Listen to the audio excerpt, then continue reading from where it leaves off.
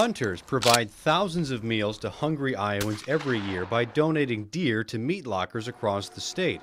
The lockers process the deer into these 2-pound bags of ground meat.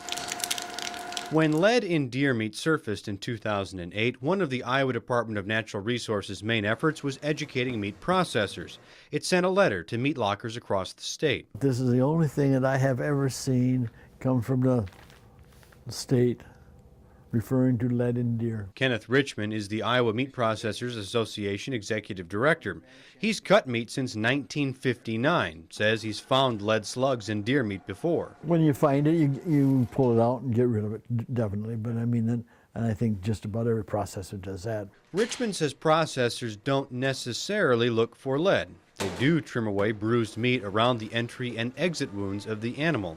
As we're trimming it, all of this here discolored and bloodshot and bone fragmented deer, when you get to that, we just throw that away, and a good share of the time, that's where you're going to find it, in that area.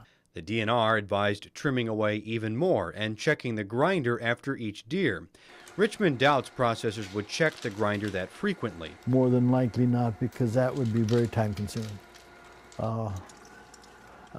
More of them will probably do it once an hour. But the processors can't eliminate the lead risk. The Minnesota DNR found lead fragments from shotgun slugs appeared on average as much as 5 inches away from the wound. And University of North Dakota School of Medicine radiology chair Ted Fogarty says the fragments would be nearly impossible to find.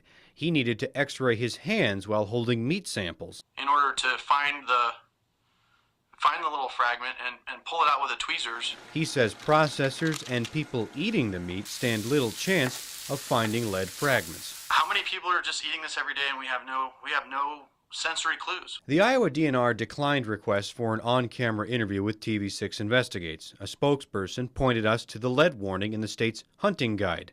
One of its recommendations is to use non-lead ammunition. Some of these particles are like dust, and so some of them you'll see, some of them you won't. And they go places you would never dream. Kay Newman runs a wildlife rehabilitation group in west central Iowa. We met her while researching lead poisoning in bald eagles. A hunter herself, Newman advocates for hunters to use non-lead ammo. Hunters that don't have any idea, we need to get to those people and get them good information so they can make good decisions. An Iowa group worried about lead in deer meat asked the state's Natural Resources Commission to change the deer donation program. The group wanted meat lockers to only accept deer hunted with non-toxic ammunition. The DNR opposed the change. DNR Wildlife Bureau Chief Dale Garner relied on the Iowa Department of Public Health stance in his presentation to the commission. The Department of Health at this time said even though the statement was written several years ago, we continue to support the statement as written. TV6 Investigates obtained internal emails saying the Public Health Department had never looked for lead in venison. It does consider the issue now. Garner didn't disclose that fact to the commissioners at that meeting. We stand on their decision or their word for the human health aspect, and so we, as a department, would ask that the commission deny this petition. The Iowa Natural Resources Commission voted down the proposed change. Many commissioners said they felt this proposal was similar to a past effort eliminating lead ammunition in dove hunting. That regulation was overturned by the governor. The commissioner said the legislature should make the decision to ban lead. That leaves meat processors on the front line for limiting lead in deer meat.